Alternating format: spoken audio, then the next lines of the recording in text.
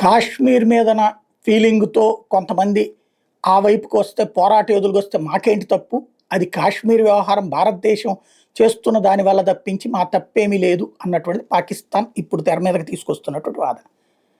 అసలు అట్లాంటి వాళ్ళని ప్రోత్సహించమని నిన్నెవరు చెప్పారు? ఇప్పుడు పాకిస్తాన్‌ని చంపేద్దాం. పాకిస్తాన్‌లో ఉన్నోళ్ళందరినీ కనబడ్డోళ్ళని కనబడ్డట్టు కాల్చేస్తాం.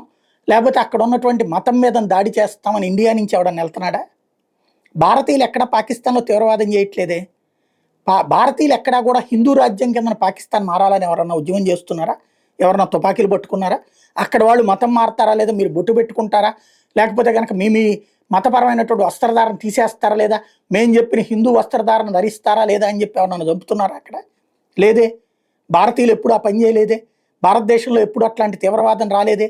మరి అక్కడ నీ దగ్గర పుట్టిన తీవ్రవాదాన్ని నా దేశం మీదకి పట్టుకొచ్చి ఇప్పుడు అబ్బెబ్బే అదేమీ లేదు, అదేదో వాళ్ళ మధ్యం జరిగిందంటే, పెంచి పోషించిన ప్రోత్సహిస్తున్నటువంటి పందులు ఐఎస్ఐలో ఉన్నాయి, సైన్యంలో ఉన్నాయి, ప్రభుత్వంలోనూ ఉన్నాయి.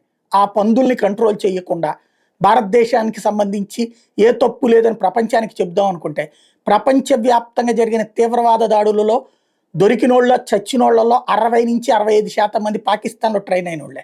ప్రపంచానికి పాకిస్తాన్ అనేటటువంటిది అతిపెద్ద ఉత్పత్తి కేంద్రం.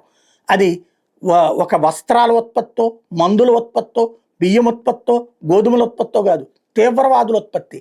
పేదరికంలో తన దేశ ప్రజలు మగ్గేలా చేస్తూ బ్రతుకు తెరువు లేక చచ్చే పరిస్థితుల్లో ఉన్నటువంటి వాడిని నువ్వు ముజాహిదీన్ అవుతావు, నువ్వు గొప్ప యోధుడు అవుతావు, నువ్వు ఒక అన్యమతస్తుని చంపేస్తే 72 మంది అమ్మాయిలు వచ్చి నీ పక్కన పడుకుంటారనే పనికి మాలినటువంటి ఉపన్యాసాలు ఇచ్చి వాళ్ళని రెచ్చగొట్టి చేసినటువంటి పాపం వెంటాడుతోంది.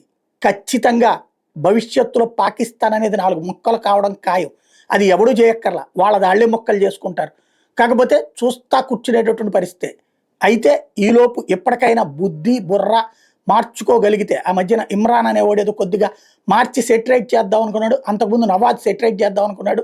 అలా సెటరేట్ చేద్దాం అనుకున్నప్పుడల్లా ఈ దరిద్రులందరూ కలిసేసి ఆ రాజకీయ నాయకత్వాన్ని అడ్డుపడతారు, చెడగొడతారు. ఇప్పటికైనా సరే పాకిస్తాన్ ప్రజలు తేరుకోకపోతే భవిష్యత్తులో సిరియా, ఆఫ్ఘనిస్తాను, లెబనాను, యెమెన్లలో బతుకులు ఎట్లా ఉన్నాయో ముస్లింల బ్రతుకులు అట్లాగే మిగిలిపోతాయి. వాళ్ళ తరతరాలు సర్వనాశనం అవుతాయి.